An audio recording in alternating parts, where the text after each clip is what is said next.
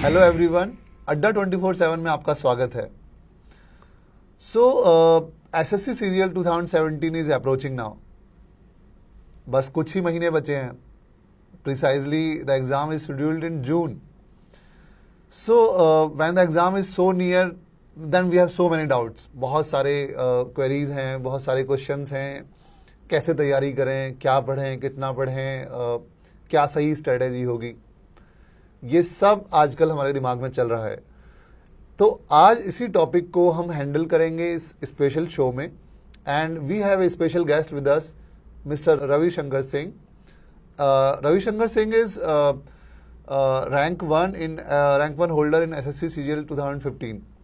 उन्होंने SSC CGL 2015 में rank 1 हासिल की है। That means he was topper in SSC CGL. So उनसे हम जानेंगे इन सारे प्रश्न के उत्तर, और उनसे ये भी जानेंगे कि उन्होंने कैसे प्रिपरेशन की थी, कैसे क्या उनकी स्ट्रेटेजी थी, और जो चैलेंजेस जनरली लोगों को होते हैं वो उन्होंने किस तरह हैंडल किए।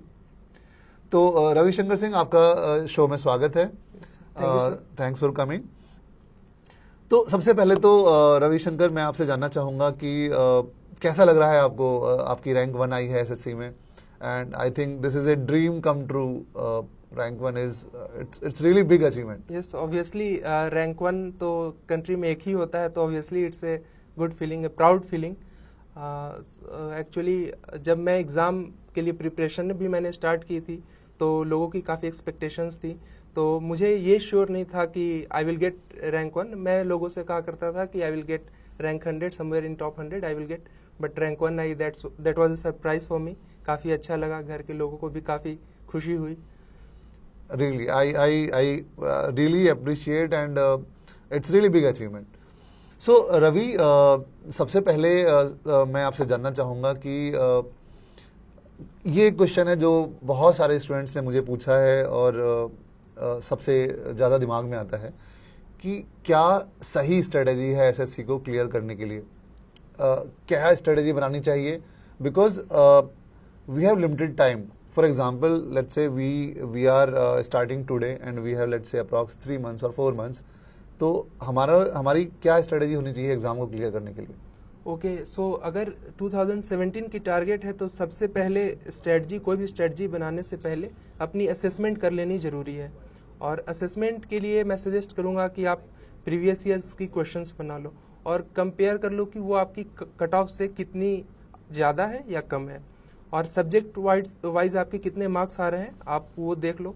फॉर एग्जांपल लास्ट ईयर की कट ऑफ 137 थी, तो अगर आप इस साल कोई मॉक टेस्ट देते हो या प्रीवियस ईयर की क्वेश्चंस बनाते हो, और अगर आपकी मार्क्स 120 प्लस आ जा रही है अभी, तो बहुत ईजिली आप क्रैक कर सकते हैं 2017 की पेपर।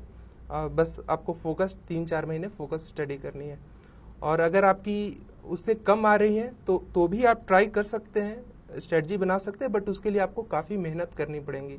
तो फॉर एग्जांपल सपोज आपने 150 मार्क्स लिया है, तो obviously you are doing very well, your basics are pretty good, so you should join mock test and practise as much as you can. And for GS, अगर आपकी GS में कम है तो आप उसमें इम्प्रूवमेंट करने की कोशिश कर सकते हो बाय टारगेटिंग स्पेसिफिक थिंग्स। और अगर आपकी कम है तो आप एक बार फिर से सारी चीज़ों की रिवीजन शुरू कर दो। ओके, तो जैसे आपने कहा, आपने ये कहा कि सबसे पहला जो काम हमें करना चाहिए, एग्ज़ाम की हम तैयारी शुरू करेंगे, लेकिन उससे पहले सेल्फ जजमेंट करना बहुत ज़रूरी है कि आज की डेट में हम कहाँ स्टैंड करते हैं, ये हमें जानना बहुत ज़रूरी है। क्योंकि जो भी स्ट्रेटेजी हम बनाएंगे इसी के बेसिस पे बनाएंगे। जैसा कि रविशंकर ने अभी हमें बताया कि आपने एक मॉक टेस्ट दिया। फॉर एग्जाम्पल, आप देते हैं एक mock test which is based on previous year exam, that means CGL 2016। उस एग्जाम के बेसिस पे आपको पता लगता है कि आपका जो स्कोर है वो मैथ्स में अच्छा है, रीजनिंग में भी आपने ठीक किया, इंग्लिश में भी ठीक किया, लेकिन जीएस में आपने रियलाइज किया कि बहुत कम है, मेरे 5 मार्क्स आए या 10 मार्क्स आए। तो वहाँ से हमें पता लगता है कि हाँ, मेरे कौन से वीक एरियाज हैं और कौन से स्ट्रॉन्ग एरियाज हैं। तो जब मैं स्ट्रेटेजी अपनी बनाऊंगा तो मैं इन चीज़ों को ध्यान रखूंगा। फॉर एग्जांपल, जो मेरे वीक पॉइंट्स होंगे या वीक एरियाज होंगे वहां पे मैं ज्यादा टाइम स्पेंड करना चाहूंगा, ऑफ कोर्स। और जहां मेरा स्ट्रांग है वहां पे मैं कम टाइम में ही उसको कर सकता हूँ। Yes of course. मैं एक तरीका बता सकता हूँ आप लोगों को जो आप फॉलो कर सकते हैं। फॉर एग्जांपल एसएससी की टायर 1 के लिए एक गुड स्कोर है 45 in maths, 45 in reasoning, 40 in English and 30 in GS. ये एक स्टैंडर्ड स्कोर आप टारगेट कर सकते हैं। आपने 2-3 मॉक टेस्ट देने हैं, फिर आपकी एवरेज स्कोर्स जो आएंगी, आप कितनी मार्क्स ला रहे हो, आप डिस्टेंस चेक करो कि आप कितनी पीछे छूट रहे हो, और उस हिसाब से आप अपना स्टडी आवर्स एलोकेट करो। फॉर एग्जांपल अगर जीएस में 15 ही आ रहे हैं तो 15 का डिफरेंस है, तो आपको उस हिसाब से उसमें एलोकेट करना है। अगर मैथ्स की टारगेट 45 है और ऑलरेडी आपके 45 आ रहे हैं तो बहुत ज़्यादा उसमें टाइम एलोकेट करने की ज़रूरत नहीं है। ओके, तो एक यहाँ पे क्वेश्चन आता है रवि कि जब हम तैयारी कर रहे होते हैं तो जनरली हमें कुछ बुक्स भी रेफर करनी होती हैं, बुक्स पढ़ते हैं, और एक दूसरा एस्पेक्ट होता है कि हम मॉक टेस्ट भी देते हैं जहाँ पे हम कंटिन्यूसली अपने आप को असेस करते रहते हैं। तो आपके पर्सपेक्टिव से कौन सा पार्ट ज़्यादा इम्पोर्टेंट है और किस पे हमें ज़्यादा फोकस करना चाहिए?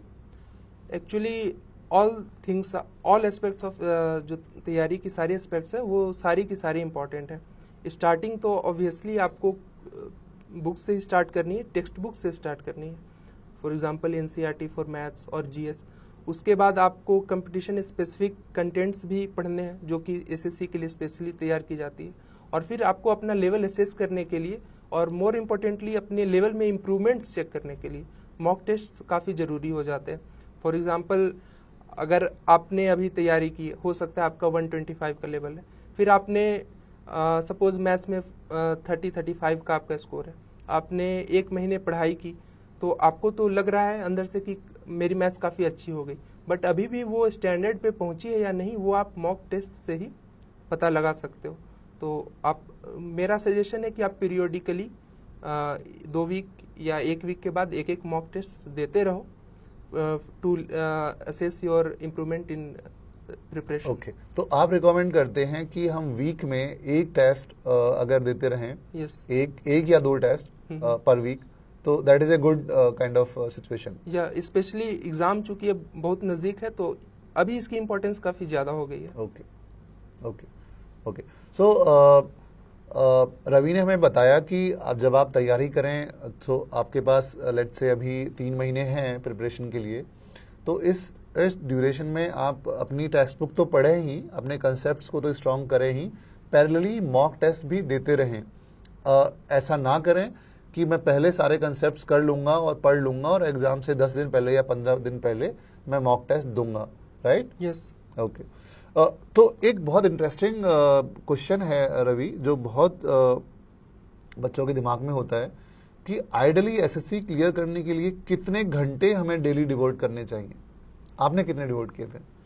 एक्चुअली ये डिपेंड करता है आपके प्रीवियस लेवल पे। जब आपने स्टार्ट किया था तो आपको आपकी लेवल क्या थी। फॉर एग्जांपल जैसे मैंने स्टार्ट किया तो मैंने 2013 के और 12 के सारे प्रीवियस ईयर क्वेश्चंस बनाए, तो उसमें मैंने देखा कि फॉर मैथ्स मेरी लेवल ऑलरेडी सफिशिएंट है, रीजनिंग भी थोड़ी मेहनत से हो जाएगी, बट जीएस और इंग्लिश के लिए मुझे मेहनत करनी पड़ेगी। तो मैंने इंग्लिश में देखा कि 40 मेरी टारगेट स्कोर है और मेरे 30 ही बन रहे हैं, तो मैंने वो 10 मार्क्स इंप्रूव करने के लिए पर वीक 10 से 15 घंटे इंग्लिश के लिए अलोकेट किया।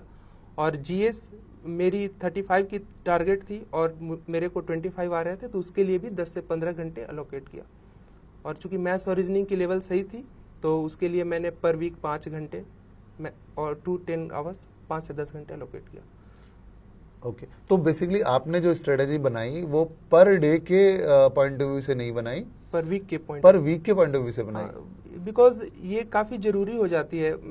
मैंने भी बनाई थी बचपन में, कई लोग बनाते हैं डेली रूटीन्स कि सुबह में 5 बजे उठ के 2 घंटे 3 घंटे ये पढ़ना है, फिर ये पढ़ना है and so on. But actually real life में काफी सारी डिस्ट्रैक्शंस आ जाती हैं। फॉर एग्जांपल कुछ मैरिज सेरेमनी अटेंड करनी है या फिर कुछ फ्रेंड्स ही आ गए, तो वो फिर रिदम बिगड़ जाता है। तो इसलिए मैंने एक प्लानिंग की अल्टरनेट अप्रोच ली कि मुझे वीक में इतने घंटे एक सर्टेन अमाउंट ऑफ आवर्स पढ़ लेने हैं any how in any case. अगर एक दिन मिस भी हो गया, बुक्स नहीं भी उठा पाए, तो उसे नेक्स्ट 2-3 डेज में मैनेज कर लूँगा। तो स्टूडेंट्स, ये एक बहुत बड़ा टेक अवे है जो अभी रवि ने बताया है। बहुत इंपॉर्टेंट एस्पेक्ट है कि जब आप तैयारी कर रहे हैं और अपनी तैयारी को आप एक प्लान्ड वे में करना चाह रहे हैं, तो यूजुअली लोग डेली शेड्यूल बनाते हैं। जैसा रवि ने बताया कि कुछ लोग बनाते हैं 5 बजे उठना है, मुझे 5:30 से 5:30 में जीएस पढ़ूंगा, उसके बाद 2 घंटे में मैथ्स करूंगा। जनरली ये सब शेड्यूल फॉलो करना बहुत डिफिकल्ट होता है, प्रैक्टिकल डिफिकल्टीज होती हैं। तो रवि ने जो शेड्यूल फॉलो किया that was a weekly schedule, कि आपने अपने पूरे नेक्स्ट वीक का एक एजेंडा बनाया in terms of numbers of hours also and in terms of specific content also, कि नेक्स्ट वीक मुझे लेट्स से मैथ्स में नंबर सिस्टम कंप्लीट करना है, इंग्लिश में मुझे पर्टिकुलर नाउन या प्रोनाउन या सेंटेंस करेक्शन कवर करना है। इसी तरह मैंने जीएस में अपना एक एजेंडा बनाया और फिर मैंने उस week throughout the week वो एजेंडा फॉलो किया। तो उसमें ये मेरे पास फ्लेक्सिबिलिटी रहती है कि किसी पर्टिकुलर डे मैं कम टाइम भी स्पेंड कर सकता हूँ और किसी पर्टिकुलर डे मैं ज़्यादा भी स्पेंड कर सकता हूँ, लेकिन overall I have a agenda for 1 week which I will achieve in 1 week. So ये आई थिंक बहुत काम की चीज़ है और हम इसको फॉलो कर सकते हैं। तो रवि, एक चीज़ और मैं पूछना चाहूँगा आपसे। जब आप तैयारी करते थे, जब एसएससी की तैयारी कर रहे थे, तो आप कितनी देर सोते थे? सोने का कितना आपका ड्यूरेशन था? लोग बहुत पूछते हैं क्योंकि लोगों के दिमाग में एक क्वेश्चन रहता है कि यार ज़्यादा पढ़ो और उससे जो सोने का टाइम है वो कम हो जाता है। So people have questions on that, how much time you used to sleep? Okay, so ideally sleep की 1.5 घंटे की साइकिल्स होती हैं और साइंटिस्ट लोग बताते हैं कि मिनिमम 4 स्लीप साइकिल्स आपको पर डे लेनी चाहिए। It means 6 hours. तो मैं थोड़ी ज़्यादा ले लेता था, 7.5 घंटे। फॉर एग्जांपल 6 एक बार नाइट में और 1.5 घंटे की एक नैप दिन में, क्योंकि वो जो नैप एक बार दिन में लिया उससे ब्रेन फिर से रिफ्रेश हो जाता है। आप अगर सुबह से पढ़ाई शुरू करोगे तो दोपहर तक आते आते थक जाता है। तो अगर एक आप ले सकते हो नैप बीच में 1.5 घंटे की, तो फिर से ब्रेन फ्रेश महसूस होगा। या फिर आप 1 एट ए टाइम भी 7.5 घंटे की ले सकते हो। बट ये ध्यान रखना है कि जो 6 आवर्स बताया गया है वो फिक्स्ड रखना है, उससे कम कभी नहीं जाना, इवन एग्जाम टाइम्स में। That is very critical. 6 hour से कम नहीं जाना है, कभी नहीं जाना। तो स्टूडेंट्स, यहाँ पे ये एक इम्पोर्टेंट एस्पेक्ट है कि जब आप प्रिपरेशन कर रहे हैं तो प्रॉपर स्लीप बहुत ज़रूरी है। अगर आप स्लीप से कंप्रोमाइज़ करते हैं तो कहीं ना कहीं वो आपकी स्टडीज़ को भी इम्पैक्ट करेगी। ऑफ कोर्स, अगर आप प्रॉपर स्लीप नहीं ले रहे हैं, for example as Ravi said कि 6 आवर्स इज़ रिकमेंडेड, कि आपको कम से कम 6 घंटे तो सोना ही चाहिए, और आप कंटिन्यूसली 2-2, 3-3 घंटे सो रहे हैं, तो जो आप बाकी टाइम में पढ़ रहे हैं उसमें जो आपकी प्रोडक्टिविटी है वो कहीं ना कहीं कम हो जाएगी। तो ये ध्यान रखें इस एस्पेक्ट का कि अपना जो डे का प्लानिंग है, अपनी स्टडीज़ की प्लानिंग है, इस तरह रखें कि आपको प्रॉपर स्लीप मिले throughout the day. You should not feel tired और you should not feel sleepy, because if you feel fresh and you feel that you are absorbing things and you are learning things, then your productivity comes out really good। वो आप बहुत जल्दी, बहुत कम time में भी ज़्यादा चीज़ें सीख पाते हो। तो रवि, एक और बहुत इम्पोर्टेंट एस्पेक्ट है कि बहुत सारे जो स्टूडेंट्स प्रिपेयर करते हैं, तो एक्चुअली क्या होता है कि एसएससी में सीट्स बहुत कम हैं। 8 से 10,000 सीट्स हैं basically, number of aspirants are huge. तो जब भी कोई प्रिपरेशन शुरू करता है तो उसके दिमाग में ये चीज़ें आती हैं कि क्या मेरा हो पाएगा, क्या मेरा नहीं हो पाएगा।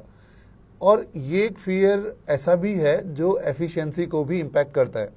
तो मैंने देखा है कि कुछ बहुत अच्छे स्टूडेंट्स होते हैं और they are sharp and they can do really well, but they are in doubt कि यार मैं करूँ कि नहीं करूँ। तो आपका क्या कहना है ऐसे स्टूडेंट्स के लिए? नहीं, फर्स्ट ऑफ ऑल तो आपको, अगर आप एग्जाम की प्रिपरेशन स्टार्ट कर रहे हो तो वहीं पे इनर असेसमेंट काफ़ी अच्छे से कर लेना है कि करना है या नहीं करना। अगर करना है तो फिर पूरी जी जान से जुट जानी है, अगर नहीं करना तो छोड़ देना है। बट ऐसे डर डर के कि होगा नहीं होगा, वैसे न सिर्फ टाइम एक्चुअली इफिशिएंसी लूज होती है, बट आप पढ़ाई भी कर रहे हो तो 2 घंटे की सीटिंग है, उसमें आधे घंटे यही सोच चलते रहता है कि नहीं होगा तो क्या होगा, और वो जो निगेटिविटी आती है वो अगले शेड्यूल, अगले स्टडीज को इम्पैक्ट करती है। तो आप एक बार सोच लिया कर लेना है तो कर लेना है। और एक्चुअली भले नंबर ऑफ एस्पिरेंट्स ज़्यादा है, लेकिन जो कट ऑफ जाता है उसके हिसाब से मुझे लगता है कि ईजिली निकाली जा सकती है, क्योंकि आपको नंबर ऑफ एस्पिरेंट्स से डरने की जरूरत नहीं है। मोस्ट ऑफ द एस्पिरेंट्स वो ऐसे ही फॉर्म डाल रहे हैं। सीरियस कैंडिडेट्स 15 लाख में से 2 लाख ही हैं जो कि रेस में हैं, तो आपको 15 लाख से नहीं डरना। और आपने एक बार अगर सही से पढ़ाई करनी शुरू कर दी, जो रिक्वायर्ड है, जो कंटेंट जैसे प्रिपेयर करना है, अगर आपने सही स्ट्रेटजी अपनाई तो निकालने से कोई रोक नहीं सकता। तो ये रवि ने बहुत एक अच्छा एस्पेक्ट बताया है कि अगर आप एग्ज़ाम की तैयारी करना चाहते हैं तो फिर तैयारी करने से पहले सोच लें, डिसाइड कर लें, सब कुछ सोच के तभी तैयारी शुरू करें। लेकिन एक बार आपने तैयारी शुरू कर दी तो फिर आप सब कुछ भूल जाएं, forget everything for next 3-4 months. This exam जिसकी भी आप तैयारी कर रहे हैं, SSC CGL 2017, that should be the aim of your life. सब कुछ उसी के अराउंड होना चाहिए। एंड इससे एक और चीज़ होती है कि जब आप एक सिंगल एम के साथ काम करते हैं तो आपकी सारी एनर्जीज एक ही डायरेक्शन में चैनलाइज होती हैं। आपकी थिंकिंग, आपका खाना पीना, रहना सहना, सब कुछ आपको कॉम्प्लीमेंट करता है। And that is how you can clear your, you can achieve your target, achieve your goal. यहाँ रवि एक और क्वेश्चन आता है हमारे सामने कि कई बार क्या होता है, बिकॉज इट्स ए कंपटीशन और सीट्स भी लिमिटेड ही हैं, तो कई बार हमारा नहीं हो पाता। ऑल्दो हम एफर्ट्स करते हैं लेकिन कुछ ना कुछ कमी रह जाती है, और यही एक रीज़न बनता है इंटरनल फ्रस्ट्रेशन का कि मैं बहुत कैपेबल हूँ, बहुत अच्छा हूँ, and I know that, but मेरा एग्ज़ाम क्लियर नहीं हुआ। तो फिर मुझे मेरा मोटिवेशन लेवल बहुत डाउन हो जाता है। तो और जबकि मैं अच्छा हूँ, मुझे पता है, तो मुझे क्या करना चाहिए? How I should motivate my self कि यार मुझे फिर से उसको ट्राई करना है।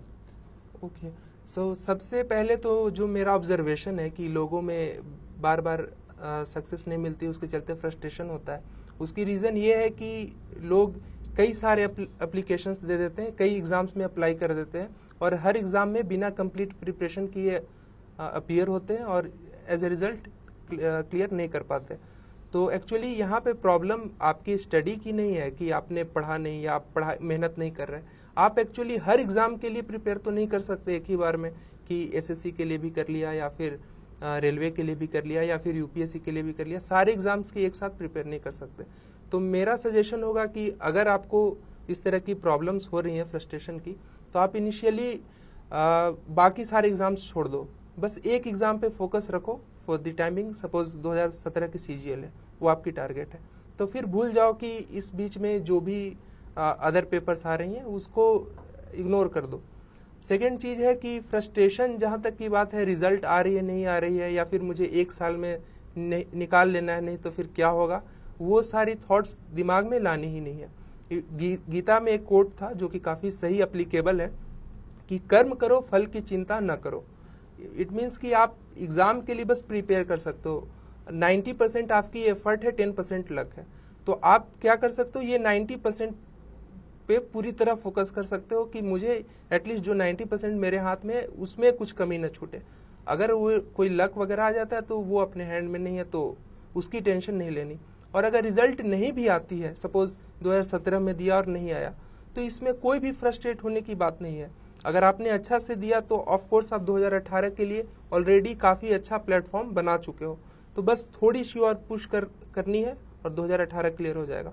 तो एक फेलियर को दूसरे का सक्सेस बनाने के लिए आपको मेहनत करनी होगी, थोड़ी ट्राई करनी होगी, थोड़ी थिंकिंग करनी होगी कि अगर आप एक एग्ज़ाम क्लियर नहीं हुआ तो क्यों क्लियर नहीं हुआ, क्या क्या मिस्टेक्स मैंने की, अब वो मिस्टेक्स मैं नहीं करूँगा। आप नोट डाउन कर सकते हो कि ये चीज़ें अगली प्रिपरेशन में अवॉइड करनी है, और आप उससे मोटिवेशन लो कि अच्छा, ये मत सोचो कि मैं पिछली बार कट ऑफ से 5 मार्क्स से पीछे रह गया। आप ये सोचो कि बस 5 ही मार्क्स से पीछे था, अगर मैं 30 मार्क्स और ऐड कर दूं तो मेरा काफ़ी अच्छा हो जाएगा।